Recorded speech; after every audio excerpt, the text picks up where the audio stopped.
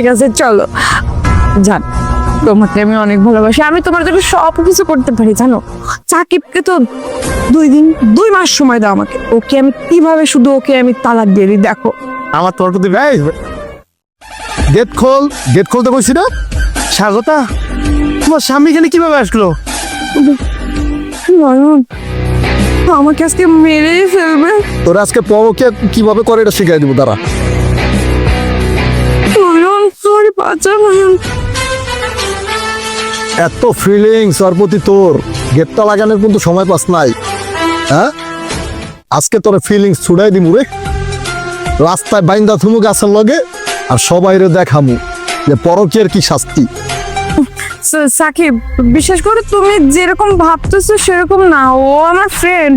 আর তো তুমি তো আমার হাজবেন্ড, তোমাকেই তো আমি ভালোবাসি অনেক। আমি তোর কাছে দরকার। আবার কথা কস, তুই কি কইছস না কইছস সব আমার জিপিএস না ধরার লগে সব আমি শুনে ফেলছি বয়স। আমি এই পর্যন্ত কেমন এলাম এটা জানতে চাবি না? লোকেশন দেখতে দেখতে আইছি, ডিজিটাল জিপিএস রাতার তোর পিঠের পিছনে লাগাই না। গোর দেখাই, দেখছস? এটা কি দেখছস? এইটার মাধ্যমে তুই তোর বয়ফ্রেন্ডের সাথে যা কইছস না সব এটার মধ্যে রেকর্ড হয়ে গেছে আমার ফোনে। সব শুনছি তো আমি, কোনো মিথ্যা কথা বলে লাভ নাই।